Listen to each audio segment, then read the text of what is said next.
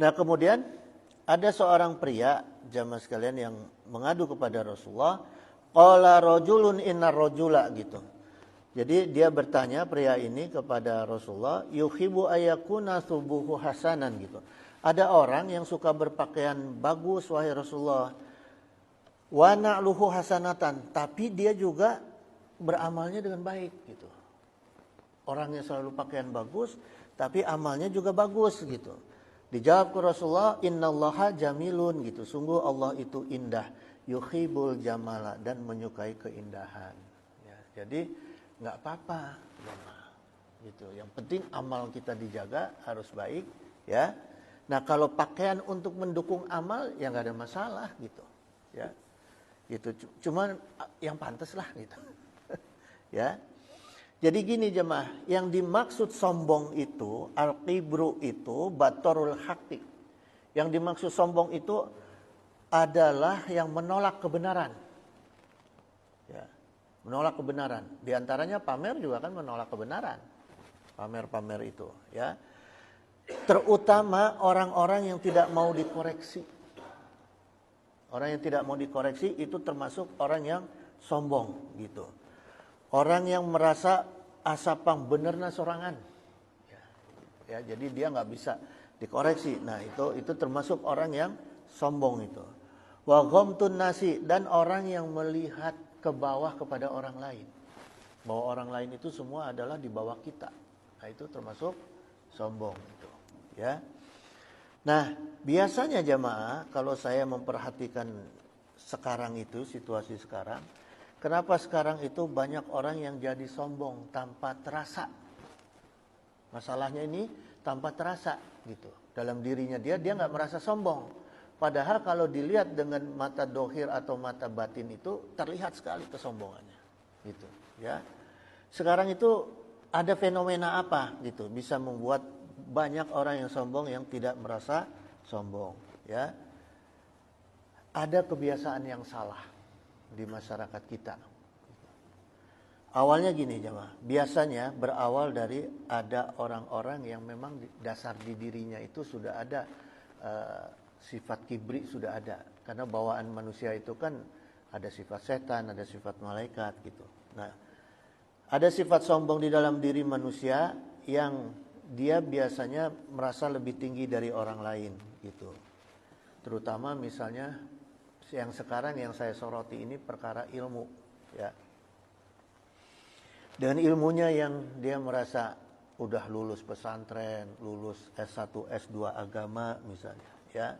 Pokoknya udah tinggi lah gitu. Terus ada dalam dirinya dia merasa pantas sudah dipanggil sebagai ustadz. Sudah merasa pantas dipanggil sebagai kiai. Nah, lalu usahalah dia. Gimana caranya supaya saya bisa dipanggil ustadz atau kiai gitu. Dikasih jalan sama Allah, sukseslah dia. Sukses dia dipanggil sebagai kiai gitu, ya. Sebagai kiai, sebagai ustadz atau habib dan sebagainya. Lalu dari orang per orang menyebar menjadi masyarakat akhirnya mengkultuskan dia sebagai kiai, sebagai ustadz ya atau habib lah. Pokoknya gelar-gelar mulia lah, ya. Nah, ini jemaah sekalian, hal-hal seperti ini di zaman sekarang ini cepat menyebar. Ya, cepat menjadi fenomena gitu, ya. Terutama dengan mulai berkembangnya nih teknologi informasi seperti televisi, radio. Zaman saya dulu masih TVRI itu masih susah orang dipanggil ustadz kiai itu. Kalau nggak bener-bener susah gitu ya. Tapi sekarang asal udah ada muncul di handphone, gitu ya. Nah, kemudian jemaah sekalian, orang-orang itu biasanya sekarang ini kalau sudah ngajar agama sekalipun baru ngajar Iqra itu udah dipanggil ustadz, ya nggak? Ustazah, ustadz, ngajarnya Iqra, gitu, ya. Lebih tinggi sedikit kiai gitu, ya. Ngajar di majelis, di masjid kiai gitu, ya. Padahal jemaah kalau di negara-negara aslinya, di tempat aslinya pendidikan Islam itu Ya, orang yang dipanggil ustadz itu yang sudah profesor.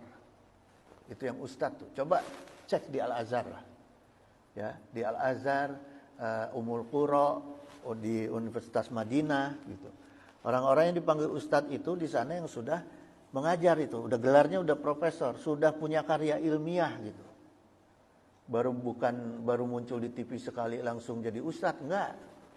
Di sana mah. Jadi orang yang ustadz itu yang udah punya karya ilmiah dan udah jadi profesor gitu, ya. Pengalaman ngajarnya udah tinggi gitu. Maka sekarang saya lihat di televisi itu kan ada acara-acara agama tuh bagus ya. Penyaringan untuk ustadz cilik atau apa gitu ya. Itu sebetulnya bagus. Cuma tolong diperbaiki gitu. Jangan sampai nanti anak-anak umat Islam itu yang tujuannya harusnya masuk surga jadi masuk TV. Nah, ini bahaya gitu.